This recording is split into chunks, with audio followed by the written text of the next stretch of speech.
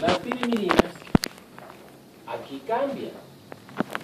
El ADN tiene timina y citosina,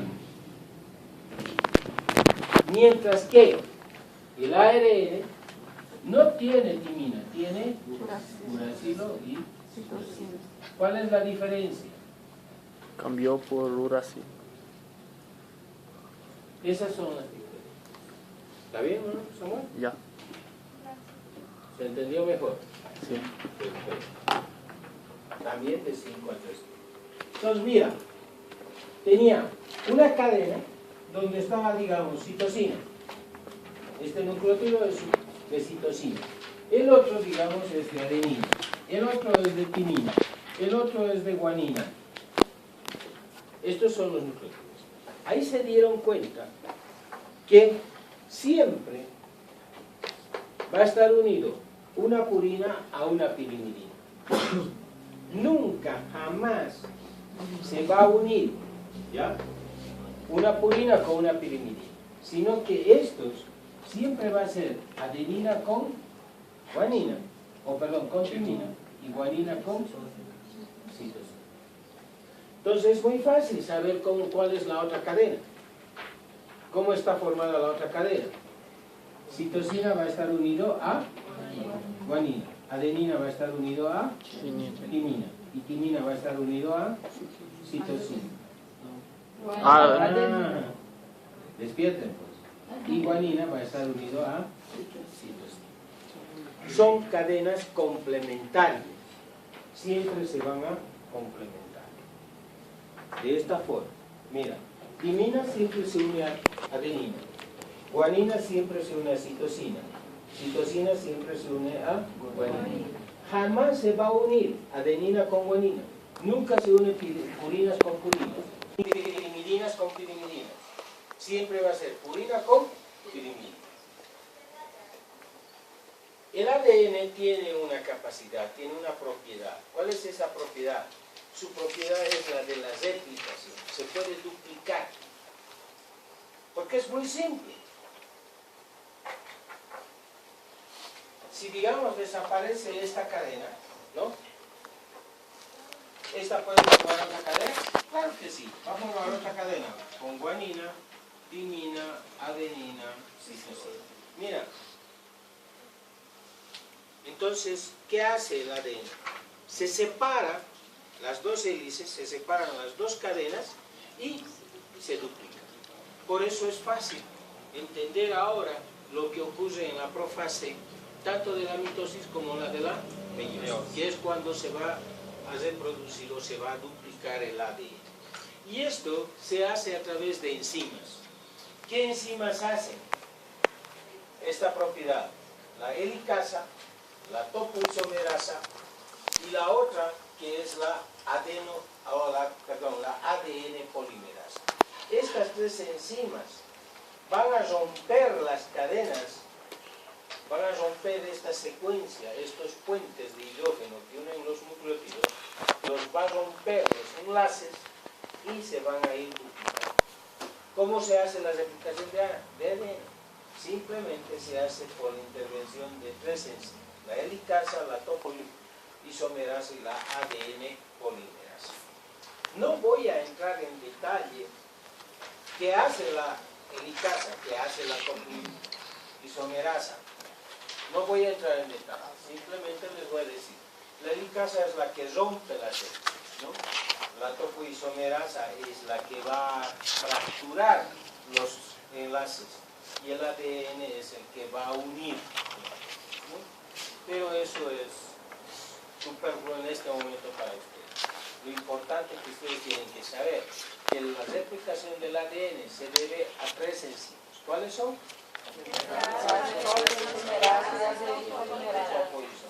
Eso es lo básico. El ADN del ser humano es lineal. Mide más o menos 2 metros el ADN de una célula. Y este ADN, que es tan largo, tiene que estar en un núcleo de la célula. Imagínate cómo es de pequeñito, ¿no? ¿Cómo se hace eso? ¿Cómo lo logra para formar los cromosomas? El El ADN tiene otra propiedad y es el empaquetamiento. El ADN se va a empaquetar, se va a esterilizar, se va a enrollar hasta formar lo que es el cromosoma. A ver, mujercitas, ustedes son campeonas. ¿Saben tejer, no? ¿Saben? Sí. Prendado. Ah, eso no. Sí, Área de alto riesgo. Es la zona más peligrosa para la mujer, la cocina. no, gosto muito de cozinhar. Mira, si tú tienes que tejer, te venden el hilo en un ovillo, ¿sí o no? Sí. Si lo estiras, lo extiendes, ¿qué tienes que hacer? Tienes que enrollarlo para que lo puedas utilizar. Lo mismo ocurre con el ADN. El ADN son hilos, ¿no?, que se van a ir enroscando para formar con las histonas lo que se conoce como nucleosoma. Este nucleosoma se va a ir enroscando mucho más, mira, hasta formar el solenoide y luego va a llegar a lo que es el cromosoma. Este empaquetamiento, este enrollamiento del ADN se hace en 5 fases. El diseño es muy fácil de entenderlo, pero voy a tratar de ser explícito. Fíjate, esto es una cadena de ADN. Este ADN está en esta partecita. Se está enrollando a lo que son las histonas. ¿Te acuerdas que hablábamos de las histonas? 8 histonas y el H1, que es lo que forman el núcleo soma. Estos, mira, se están enrollando y forman en la primera fase lo que se llama el casetel. Ahora, esto es el casetel, todo esto. Cuando se unen muchos caseteles, aquí mira, aquí tengo uno, que es este, tengo otro y otro, forman lo que se llama el solenoide. Este es un solenoide muy grande, pero está aquí en una partecita, formando lo que es el bucle. Este bucle es esta parte, formando lo que se conoce como los dominios condensados. Muchos dominios condensados van a dar origen a lo que es el cromosoma. Entonces, el hilo de ADN enrollado en una parte se llama casetel. Enrollado mucho más se llama solenoide. Enrollado mucho más forma lo que es el bucle. Mucho más dominio condensado y al último el cromosoma. ¿Cómo se empaqueta el ADN? Se empaqueta en 5 fases. Primera fase. Primera fase. ADN. Casetel. Carretel. Segunda fase. Solenoide. Tercera fase. Boca. Quinto. Cromosoma. Este ADN es el que da origen a lo que es el dogma central de la genética. Este es el dogma por el cual nosotros ahora manejamos la genética molecular. ¿Y en qué está basado? Simplemente en lo que habíamos visto anteriormente. ¿Cuál es la propiedad que tiene el ADN? Propiedad de replicarse. Se puede duplicar, se puede replicar. El ADN contiene el código genético. ¿Y el código genético dónde está? Está en el ADN que está dentro del núcleo. ¿Pero el ADN sale del núcleo? ¿Sale el ADN del núcleo? No sale. El ADN siempre está protegido dentro del Nucleo. Entonces, el código genético, que es el que tiene todas las órdenes, todas las instrucciones para que tu pelo sea de color negro, que sea rojo, tu piel sea así, guasá, ese código, ¿cómo va a salir? Tiene que ser primero transcrito, tiene que ser copiado. Eso se llama transcripción. ¿Y quién lo hace? Polimerasa. El ARN mensajero. El ARN mensajero transcribe, copia el código genético. Y el ARN mensajero sale del núcleo. Por eso recuerda que el núcleo tiene muchas perforaciones. Está lleno de poros. Por ahí sale el ARN mensajero. ¿Y dónde se va? Se va al retículo endoplásmico, rugoso. Se une al ARN ribosómico. ribosómico. Y junto con el ARN ribosómico, el ARN mensajero de transferencia, hacen lo que se llama la transcripción. Entonces, el dogma, la producción, la base genética, está dada por la capacidad de replicación del ADN, su transcripción por el ARN y luego su traducción. El código genético está basado en las bases nitrogenadas, en los nucleótidos. ¿Ya? ¿Un nucleótido qué es? Nucleócido. Un nucleótido más base, más grupo fosfato. ¿Qué es un nucleótido? Dame los componentes del nucleótido. Base, hidrogênio, fosfato. Muy bien. Eso es un nucleótido. Cuando se unen tres nucleótidos, se forma lo que nosotros llamamos el codón. Digamos, este es un nucleótido con uracilo. Si es uracilo, ¿de qué estoy hablando? ¿De ADN o de ARN? ARN. ARN. No te olvides que el código genético ha sido copiado, ha sido transcrito. ¿A qué? Al ARN mensajero. Entonces, mira, tengo un nucleótido de uracilo, otro de citosina y otro de adenina. Cuando se unen tres nucleótidos, forman lo que tenemos como codón. Y el codón es capaz de codificar un aminoácido. Entonces, ¿cuántas bases nitrogenadas tenemos?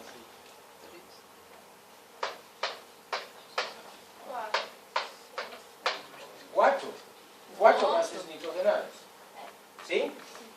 4. Adenina, guanina, uracilo, citosina. 4. En el ADN, ¿cuánto hay? Adenina, guanina, timina, citosina. ¿Cuántos son? Tengo solamente 4 bases nitrogenadas. Si yo hago las combinaciones de estos 4, formando 3, 3, 3, ¿cuántas combinaciones puedo obtener? 64. ¿Ya? Entonces, debería haber, si nosotros decimos que un codón forma un aminoácido, o tiene a un aminoácido, codifica un aminoácido, si hay 64 combinaciones, debería haber 64 codones. ¿Sí? Por lo tanto, debería haber 64 aminoácidos. Pero no hay. Solamente tenemos 21 aminoácidos. No hay 64. Solamente hay 21 aminoácidos. Mira. Aquí tengo guanina, uracilo, guanina. Guanina, uracilo, guanina están formando un aminoácido que es, están codificando un aminoácido que es valina. La valina, este aminoácido, también es codificado por adenina, uracilo, guanina. Hay, mira, 1, 2, 3, 4 codones que codifican a un solo aminoácido. Por eso se dice que el código genético es degenerado.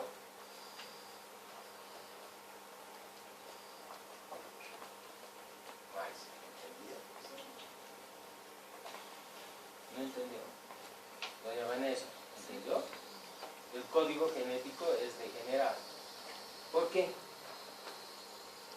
Porque cada cosa es diferente. Tipo, Porque por un eso. chico tiene varias chicas. Porque tiene unos que tiene 3, otros tiene só 1. No es porque tenga 2 o que tenga 3, sino que, por eso te digo, un aminoácido es codificado por varios codones. Cuando las chicas tienen un chico que tiene otra chica, ¿qué le dicen? Degenerado. Entonces, este chico arginina tiene 2 chicas, una de adenina o guanina, adenina, y tiene otra chica que es adenina, adenina. Es un degenerado. Por eso decimos, código genético es degenerado, porque tenemos 64 codones y solamente tenemos 21 aminoácidos. Pero no todos los codones codifican aminoácidos. Hay codones que no codifican y se conocen como codones de parada, codones stop. Son los que paralizan las cosas. ¿Ya? Entonces, cuidado. No vayan a pensar, en este instante les estoy viendo con cara de asustado, ¿no? Ni de casualidad, yo te voy a preguntar, Daisy, que me digas cuáles son los codones que codifican la leucina. Ni de casualidad te lo voy a pedir. No te lo voy a pedir. No. Eso es para los bioquímicos. Mas tiene un de inicio y un de fin. Ahorita vamos a llegar a eso. Lo que a mí me interesa que sepas en este momento, y lo vuelvo a reiterar, lo que me interesa que sepas es el código genético está dado por los codones. ¿Qué es un codón? 3 nucleótidos. 3 nucleótidos. ¿Cuántos codones puede haber? 64. ¿Cuántos aminoácidos hay? 21. No te olvides, un codón codifica un aminoácido, ¿no? Un aminoácido puede estar codificado por varios codones. Por eso decimos código degenerado. ¿Sí? Hasta ahí, eso es lo que me interesa que sepas.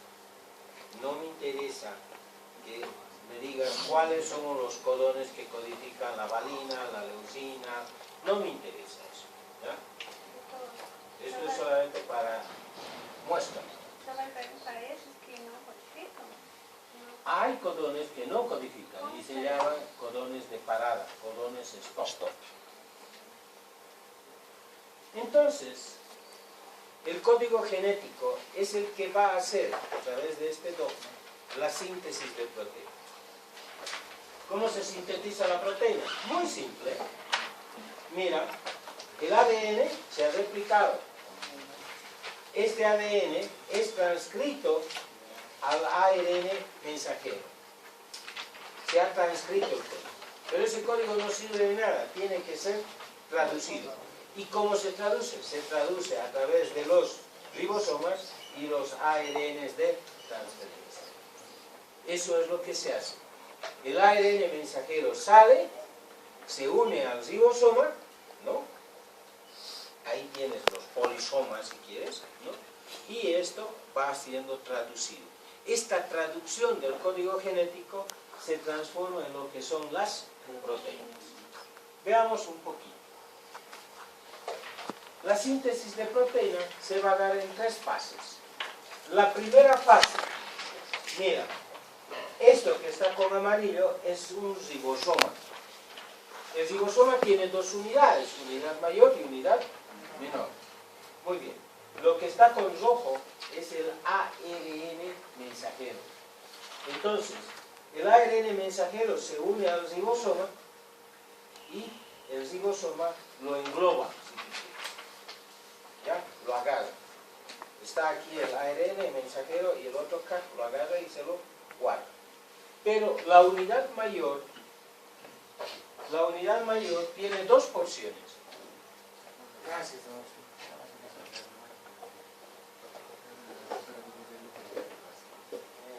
Que dibujan su mano.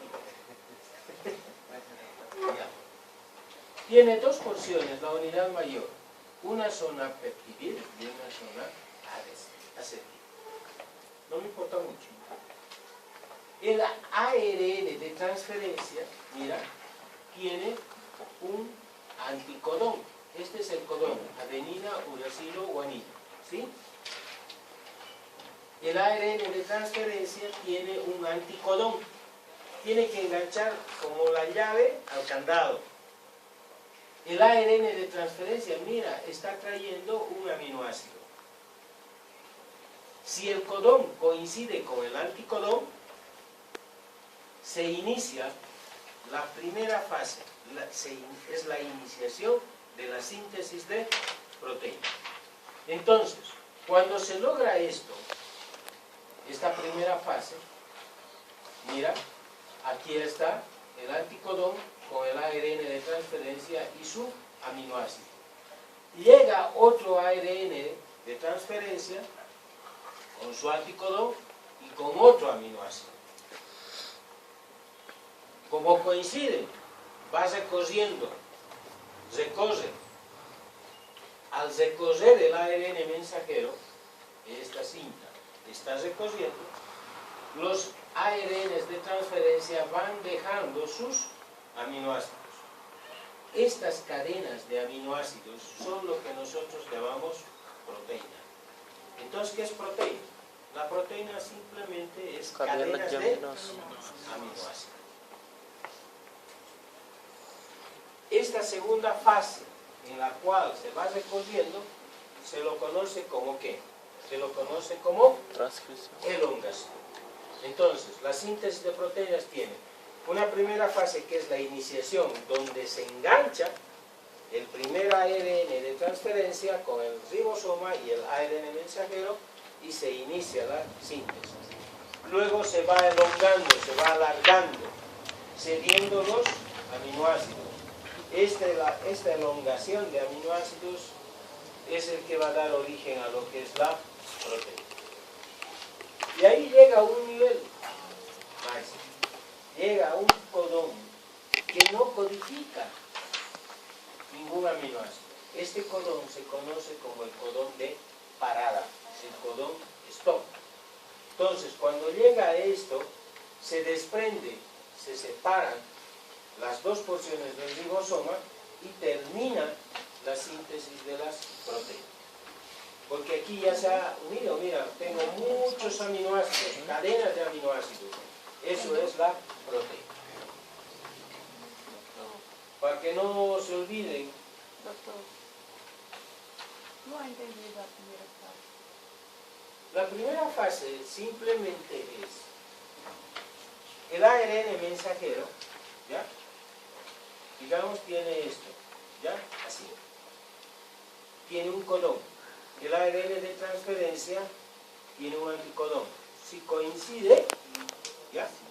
Coincide, se cierra el ribosoma. Se ha dado inicio a la síntesis de proteína. Eso es iniciación. Entonces, le deja este ARN de transferencia, le deja su aminoácido y se va a buscar otro aminoácido. Y viene el segundo, ¿ya? Y si coincide en el segundo, igual, está pasando, va pasando. Mira el dibujo animado. Estos son los aminoácidos, el primer aminoácido hasta el aminoácido 8. Cada que cede, ¿no? Mira, pasan ahí, esto es el verde, es el ARN de transferencia. Esto morado es el ARN mensajero. Entonces, va cediendo y se va pasando. Estas cadenas de aminoácidos son lo que nosotros llamamos proteínas.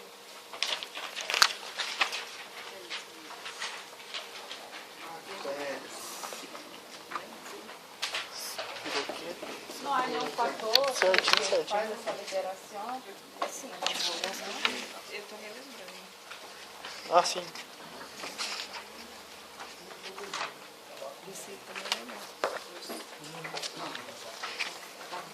El último tema que es genética médica, genética, que lo tiene, es un tema para lectura, ¿ya? No entra a la prueba. Lo que va a entrar a la prueba es hasta bacteria y virus. Vamos a ver cómo están formadas las bacterias.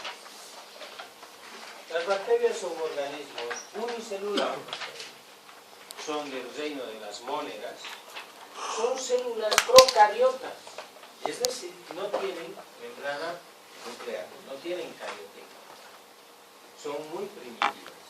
Las bacterias son células primitivas. Mira, estas son bacterias observadas por el microscopio. Las bacterias son células procariotas que corresponden al reino de las mónedas. ¿Qué crees que es esto? Esto azul. ¿Qué crees que es? Ponta de uma aguja? Es la punta de una aguja. ¿Ya? Es la punta de una aguja.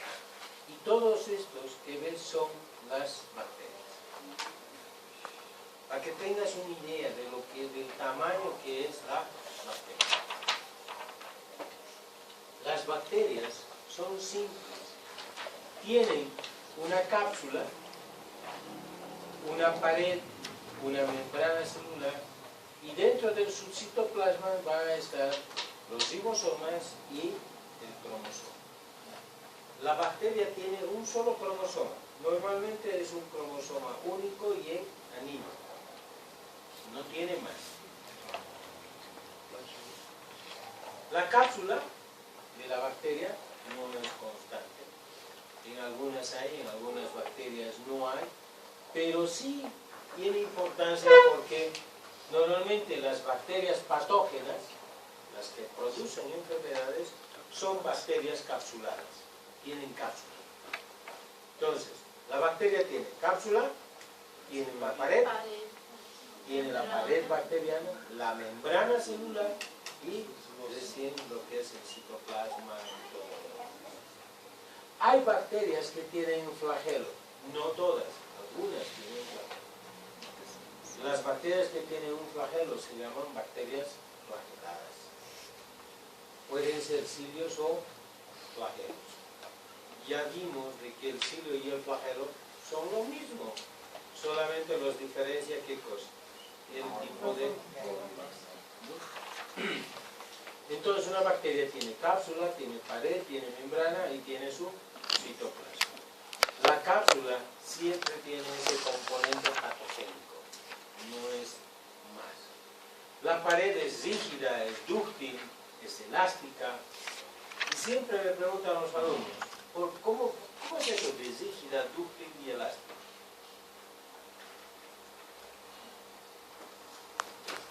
¿Cómo es?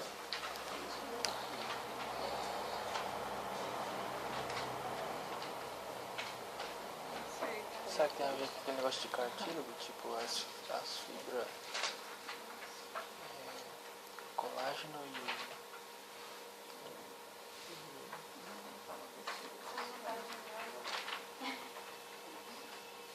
Toca a ver com... Mike?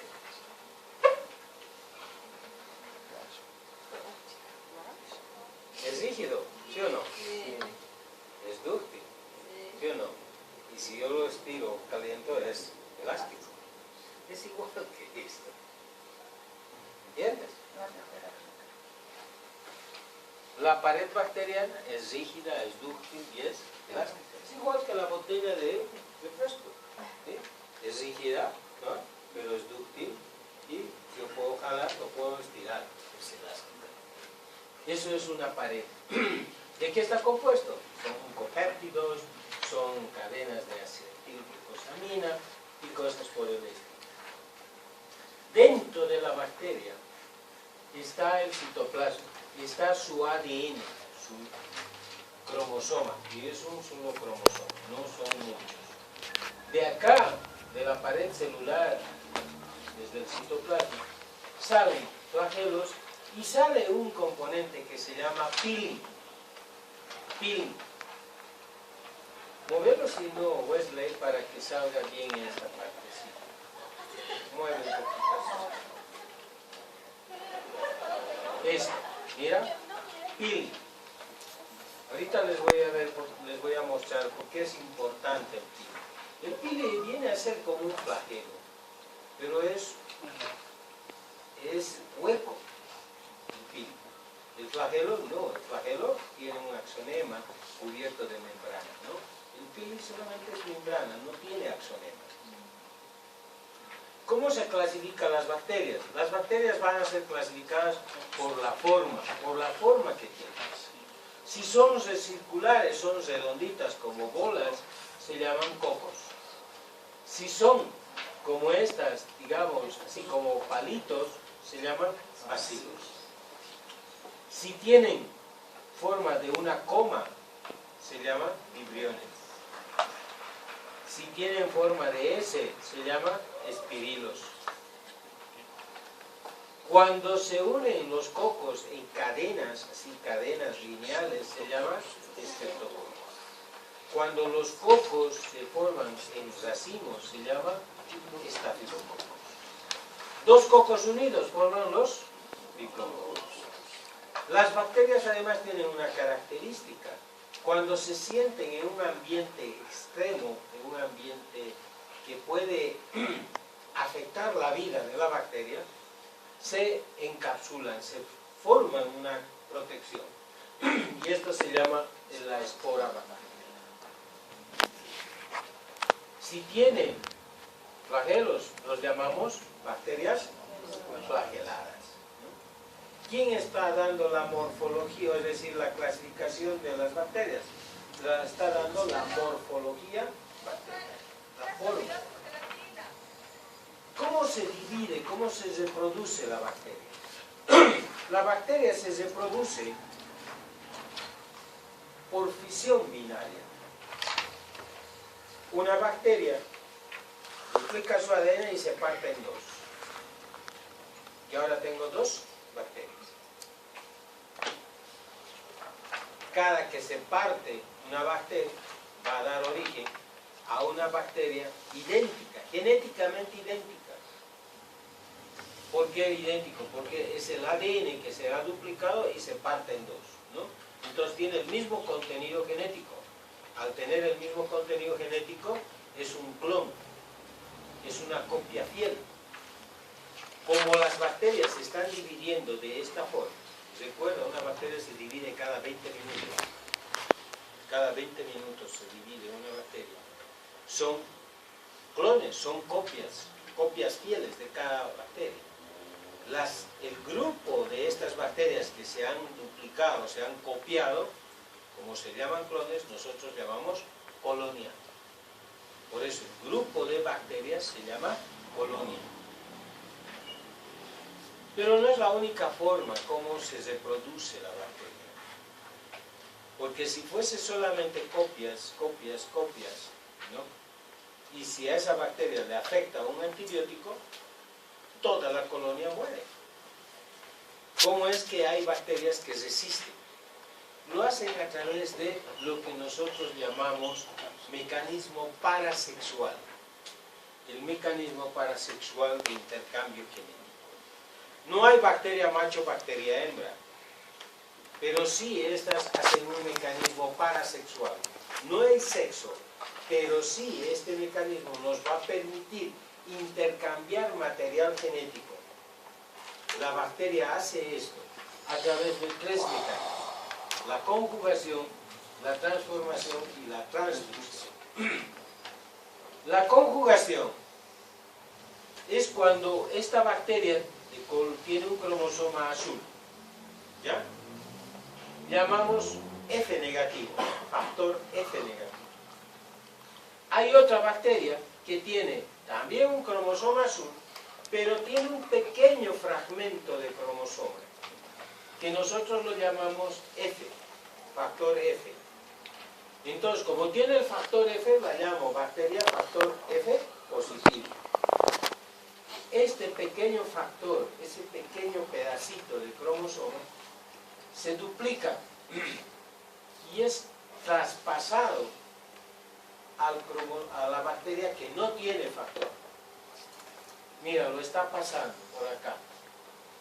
Cuando ha logrado pasar ese pequeño factor, ahora tengo dos bacterias que son F positivo. Esta que tenía solo el cromosoma azul, ahora tiene el cromosoma azul más un pedacito que es factor F. Cambió su contenido genético. ¿Cómo es ese paso? ¿Por dónde pasó? Pasa a través del pili. ¿Te acuerdas lo que decía hace rato? Que el pili es como un flagelo, pero que no tiene axonema. Entonces, el pili une a dos bacterias y a través del pili pasa ese pequeño pedazo de ADN. Esto se llama conjugación. Hay otro mecanismo dentro de la conjugación. Mira, tengo una bacteria con un cromosoma azul y tengo aquí una bacteria con un cromosoma amarillo, con el factor F. esta bacteria tiene una característica, tiene una alta frecuencia recombinatoria, por eso se llama HFR, las bacterias de alta frecuencia recombinatoria. Es inglés, ¿no? You know, I don't speak English, it's very hard for me to speak English. In English, it say high frequency recombination, ¿no? De alta frecuencia recombinatoria. Esta bacteria, a través del pili, le cede un pedazo de su cromosoma más el factor F. Ahora tengo una bacteria que no tiene el mismo contenido genético. Ya no es solamente cromosoma azul. Ahora tiene cromosoma azul, tiene el factor F y tiene un pedazo de cromosoma amarillo. Cambió completamente su contenido genético. Ese es un mecanismo parasexual de conjugación. Ahora hay otra forma como la bacteria cambia su contenido genético. Y ese se conoce como la transformación. La transformación, mira, tengo una bacteria con pedazos de cromosoma amarillo, que por XZ motivo explota esa bacteria. Entonces su ADN queda suelto. Esta bacteria que tiene un cromosoma azul absorbe un pedazo de ese cromosoma y lo fusiona a su cromosoma. Ahora tengo una bacteria con cromosoma azul y una porción amarilla. Ha cambiado su contenido genético. Porque nosotros, ¿qué hacemos cuando nuestros mecanismos sexuales? ¿Qué nos permite a nosotros? Hacer la combinación, la recombinación genética. Nosotros no somos igualitos a papá, algunos somos igual a papá, así de feos, ¿no? ¿O no? Por eso cuando una mujer embarazada dice, que estoy preocupada de que lo único que hay que preocupar es que no se parezca a su papá. Y si se parece, bueno, algunos con el tiempo mejoran. Eso se hace en el ser humano, hacemos recombinación genética. Las bacterias también, para poder sobrevivir, hacen esto, porque de esta forma aparecen las bacterias resistentes a los antibióticos y todo. Esto es transformación. Hay otro mecanismo parasexual, y ese se conoce como lo que es la transducción. La transducción ha sido un mecanismo parasexual que ha sido muy estudiado con un virus, que es conocido como el bacteriófago. El virus se llama bacteriófago. ¿Por qué? Porque se come las bacterias, este virus. Y ocurre con las Escherichia coli. Este virus, el fago, introduce a la bacteria, le introduce su ADN. Cuando la bacteria ha recibido el ADN del virus, llega un momento en que empieza a replicar, a duplicar miles de copias del virus. Pero unas copias que tiene el virus se lleva una porción del ADN de la bacteria. Este virus va a otra bacteria, le inyecta. Y mira, ahora tengo una bacteria con un cromosoma amarillo, tiene una porción del ADN del virus y tiene una porción de ADN de la bacteria azul. Ha cambiado totalmente su contenido genético. Esos son los tres mecanismos parasexuales de intercambio genético que tienen las bacterias. Las bacterias necesitan nutrirse para crecer. ¿Y cómo se nutren? Hay varios mecanismos. Uno es a través de la luz. Las bacterias que utilizan la luz para sintetizar sus nutrientes se llaman fotótrofas. Las que usan mecanismos, procesos de oxidorreducción a nivel químico se llaman quimiótrofas. Hay bacterias que usan como sustrato minerales. Entre estas tenemos las litótrofas. Muchas veces y actualmente se están utilizando bacterias de este tipo, las litótrofas y quimiótrofas, para hacer la limpieza de los derrames de petróleo. porque son bacterias que se comen petróleo, ¿no? Así. Las organótrofas utilizan sustratos orgánicos y estas normalmente, conjuntamente con las quimiotrofas, son las bacterias patógenas, las que producen enfermedad en el ser humano. Autótrofa se dice a una bacteria que necesita factores de crecimiento, mientras que las protótrofas no necesitan estos factores de crecimiento. Son bacterias que pueden procesar, pueden metabolizar, pueden sintetizar sus propios metabolitos. Estas son las protótrofas. Las autótrofas son las que necesitan factores de crecimiento. Cuando una bacteria, y aquí, usa el aceptor de hidrógeno, es oxígeno, esa bacteria necesita oxígeno, nosotros decimos que esa bacteria necesita o hace respiración. Cuando la bacteria utiliza el aceptor de hidrógeno, una sustancia orgánica, se llaman bacterias de fermentación. Las anaerobiosis es cuando las bacterias no pueden sobrevivir donde hay oxígeno y por lo tanto utilizan sustancia inorgánica. Entre estas bacterias, la más común es la del ¿cuál? El Clostridium, ¿no? En lo que es la gangrena. ¿Tú sabías que por eso usamos agua oxigenada? ¿Sabes lo que es agua oxigenada? Sí, sí. Ya. Eso tiene un alto contenido de oxígeno. ¿Y por qué se echan las heridas? Porque esas heridas pueden tener bacterias anaeróbicas. Entonces el oxígeno las mata. Por eso es que se usa el agua. Las bacterias a nivel del ser humano pueden producir enfermedades, ¿no? Y producen enfermedades de dos tipos, produciendo lesión o produciendo toxina. El ejemplo clásico que yo les pongo es el famoso estreptococo beta hemolítico. ¿Quién no se ha enfermado de un problema amigdalar? Tus amígdalas se hinchan, estás con fiebre, te duele la cabeza y todo. Te miras la garganta y miras tu amígdala que están hinchadas. Y muchas veces aparecen puntos blancos. La bacteria del estreptococo está produciendo lesión, está dañando la amígdala. Es producción de lesión. Pero esta bacteria produce una toxina y esa toxina se va por todo el cuerpo. Y esa toxina del estreptococo normalmente ¿a qué ataca? Pulmón.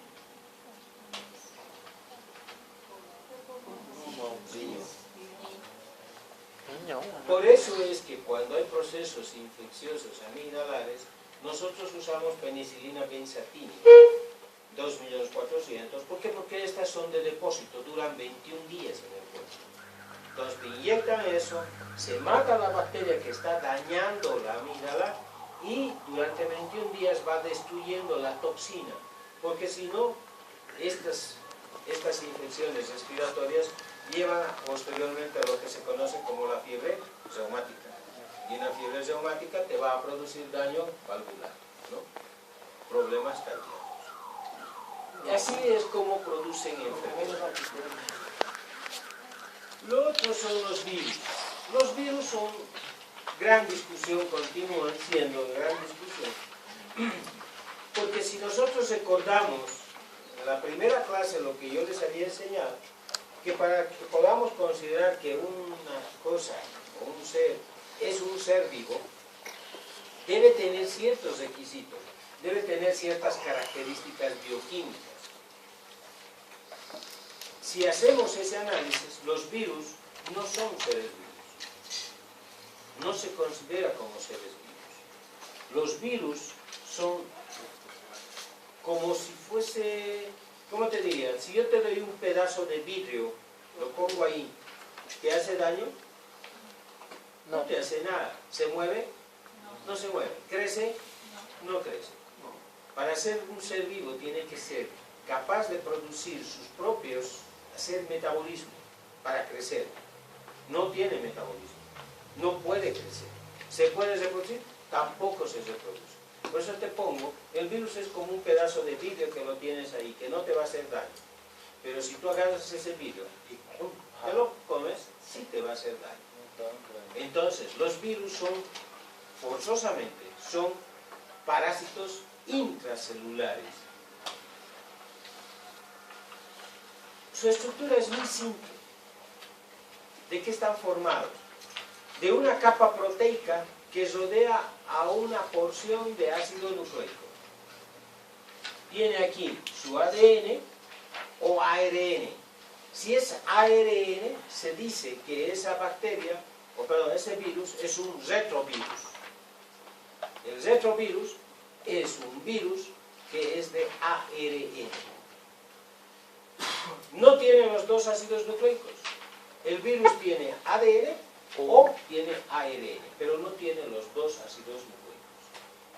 Este pedazo de ARN o de ADN está rodeado de una capa proteica.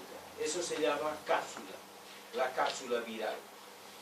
Entonces, mira, tengo una cápside y ahí dentro tengo el ADN o ARN. No necesita nada más. El virus más estudiado es el bacteriófago, ese que habíamos visto que se come a las bacterias. Tiene una cabeza, un collar, una cola y una placa basal. Fíjate la cabeza, aquí está el ADN rodeado de una capa proteica. Ese es un virus. Y el virus no tiene forma de crecer, hacer metabolismo, reproducirse, nada. Pero sí que hace el virus. El virus, al ser un parásito intracelular obligado, ¿no? Tiene dos formas de reproducirse. Uno, mira el virus, le inyecta a una bacteria su ADN. Esta bacteria recibe el ADN del virus y continúa su vida normal. No se ve afectado en ningún aspecto. Esta bacteria se va a reproducir. Aparecen 2, luego 4. No te olvides que cada bacteria se reproduce cada 20 minutos. Cada 20 minutos se reproduce. Toda esa fase donde el virus, la bacteria, sigue su vida normal, digamos, se llama ciclo lisogénico. Porque cada que se duplica el ADN de la bacteria, está duplicando también la porción del ADN del virus. No se conoce el mecanismo, no se sabe la causa ni el desencadenante, pero llega un momento en que esa porción de ADN del virus toma el mando y empieza a reproducir, da órdenes para que la bacteria haga copias, miles, millones de copias del virus. Entonces la bacteria, lo único que hace la célula es reproducir al virus, va haciendo copias del virus. Esta parte, hasta que llega un momento en que la bacteria ya no puede soportar la cantidad de virus y explota y libera a los virus, millones de virus. Esta porción se llama ciclo lítico. Cuando el virus está en la bacteria. El ADN del virus, el ADN del virus, no es el virus, es el ADN del virus. Se llama ciclo lítico. Ciclo lítico, cuando empieza la bacteria a reproducir, la célula empieza a reproducir miles copias del virus. A doença é vírus ou bactéria? A doença sexualmente transmitível é vírus ou bactéria? VIH é vírus. Por quê? No te entiendo. Faz tempo que eu tô gravando. Isso é. Eu já... Doenças sexuales. HIV, pero es otra cosa, no estamos viendo, ahorita vamos a ver otras cosas. Los virus son parásitos intracelulares. Tienen un solo ácido, o son ADN o son ARN. Si es ARN lo llamamos retrovirus. No tienen sistemas de síntesis, no hacen metabolismo. por lo tanto no van a crecer, no se pueden reproducir. La forma de reproducción es intracelular. No tienen membranas, no es como la célula eucariota que tiene retículo endoplasmático, aparato Golgi, no tiene, solamente tiene ácido nucleico rodeado de una capa proteica, no tienen nada más, ¿ya? No le afectan los antibióticos, por eso es que cuando uno está resfriado, el resfrío es por virus. Un resfrío sin ningún medicamento dura 7 días. Durante 7 días vas a estar con tu nariz, con fiebre, con dolor, todo eso. Un resfrío normal, común y corriente, sin ninguna medicación, te dura 7 días. Y si tú tienes un resfrío y usas antibióticos, usas todo lo que tú quieras, te va a durar una semana.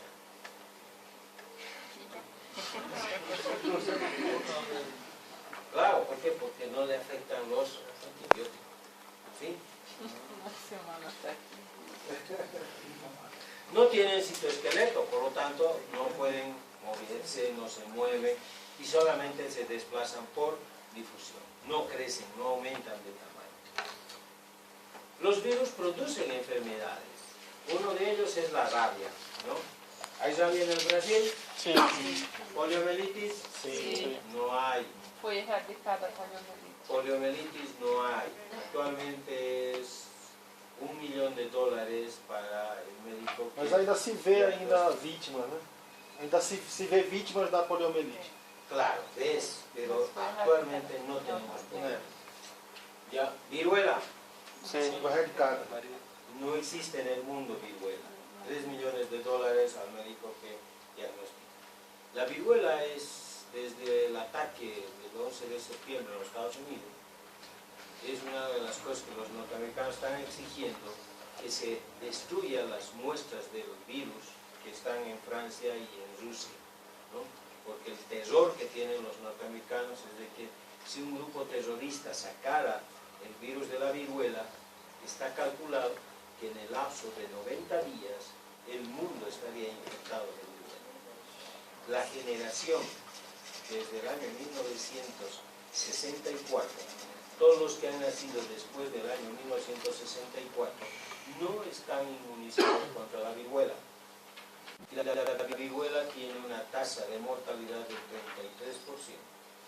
En otras palabras, de 3 personas que adquieren viruela, 1 muere.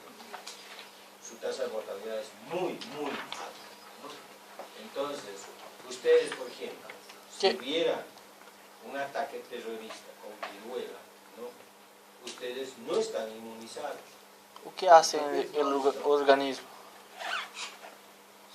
No tenemos mucho tiempo ya para mostrarles. Estou todo embolado. ¿Conoces la varicela? Nosotros llamamos en Bolivia viruela loca. Eso que aparece granitos así en todo el cuerpo, ¿verdad? Eso es varicela. La viruela es idéntico, es lo mismo, pero la viruela, Samuel, cuando tú ves varicela, ves que está saliendo un granito, está creciendo, está rojo. El otro ha reventado, el otro está a punto de reventar, el otro está secándose, ¿no? Son varios estadios.